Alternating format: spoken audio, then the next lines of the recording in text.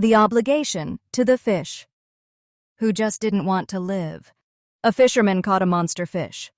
He knew the law. He must toss it back. It was a restricted species. Not only that, he was a park ranger and a conservation expert. He knew exactly how important this species was to the environment and to its own kind.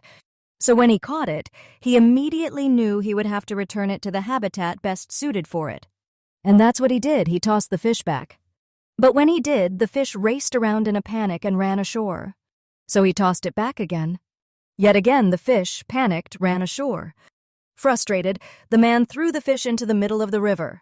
Still, the fish ran ashore. This time, the fisherman gently grabbed the fish and spent time calming it down, then pushed it away from the shore. Yet still the fish ran ashore. The man spent all his remaining fishing time starting at dawn, having caught the fish at 6 a.m. trying to get this fish to live. It was now noon. He was hungry and confused. Why did this fish keep trying to die? Still, he told himself there must be some kind of means he could provide, some way to sustain its life. But he couldn't remove it from its environment. He knew it would die if he did.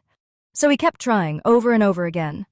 He wasn't far from his car, where he had water and food, but far enough to know the fish would die if he stopped trying to return it to the river. He had no bucket. He had only planned on catch and release. He didn't know what to do. It was now dark. He couldn't even see where the fish ended up sometimes, but he was still able to find it, always on the brink of death. At this point, he felt that even if he stopped trying, the fish would surely die from the experience. But he didn't know that for a fact. He was uncertain. His thirst grew. He had to swim across the river at times, seeing the fish end up on the other side. Still, he was able to save it. He was in pain, trying to save this fish that just didn't want to live. Then the thought struck him. What if this fish never dies? What if I had food and water, and this became my life saving a fish over and over again? What use would that have? Shortly after, under the moonlight, he told the fish lying on the shoreline, "I can't help you further." But even as he said it, he didn't walk away. He stood there, torn not by the fish's fate alone, but by the meaning of his own persistence. What is our moral obligation to something directed toward death? To a life that resists rescue yet still breathes? To a creature whose suffering demands endless sacrifice, even great suffering, and offers no promise of flourishing in return?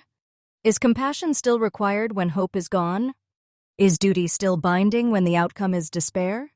And if we give everything to sustain a life that refuses to be sustained, what becomes of our own? Story presents a quiet but profound meditation on the nature of obligation, life, and the boundaries of human agency. The protagonist, a fisherman who is also a park ranger and conservationist, finds himself locked in a tragic loop, trying to save a fish that continually flees the safety of water, seemingly choosing death over life. The narrative unfolds with a rhythmic repetition that mirrors the man's growing desperation. Each attempt to return the fish to the river is met with failure, and this repetition becomes a powerful literary device emphasizing the futility and emotional toll of his efforts. The man's internal conflict deepens as time passes from morning to moonlight, highlighting his physical exhaustion and philosophical unraveling. The story's strength lies in its symbolism. The fish may represent a being beyond help, a metaphor for depression, trauma, or even the natural world's resistance to human control. The man's refusal to give up, despite hunger, thirst, and pain, reflects a deeply human struggle, the desire to do good even when the outcome is uncertain or hopeless. The final line, "I can't help you further," is devastating in its simplicity. It marks the moment where duty meets its limit, where compassion must surrender to reality. It leaves the reader with lingering questions. Was the fish ever savable? Was the man projecting his own need for purpose onto the fish? What does it mean to help someone who refuses help? Stage prompts. Emotional core. The central conflict, the man trying to save a fish that seemingly doesn't want to live, is deeply moving. It evokes themes of duty, futility, compassion, and existential questioning. Symbolism. The fish becomes more than just an animal. It's a metaphor for life, resistance, perhaps even depression or the limits of intervention. The man's persistence reflects a moral or spiritual obligation that transcends logic. 3. Atmosphere.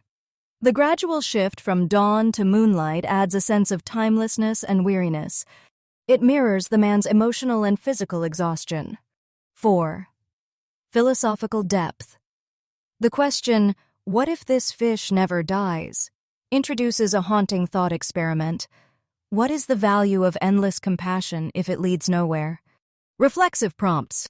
Philosophical prompts. What is the moral weight of trying to save a life that resists being saved? 2. Is there a point where compassion becomes self-destructive? How do we recognize it? 3. Can obligation exist without hope of success? 4. What does the fish symbolize in your own life? Something you keep trying to help, fix, or understand? 5. Is the ranger's persistence noble, tragic, or both? Why? Ecological prompts.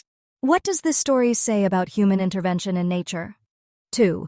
How do we balance conservation with respecting the autonomy of wild creatures? 3. Is the fish's panic a metaphor for ecological trauma? 4. What does it mean to be a steward of life that doesn't want your stewardship? Emotional existential prompts. Have you ever felt like the ranger doing everything right, yet still failing? 2. What does it mean to let go when you've invested so much in saving something? 3. Is the ranger's refusal to walk away an act of love, guilt, or fear? 4. What if the fish represents a part of yourself? What part might that be? 5. How do we live with uncertainty when the stakes are life and death?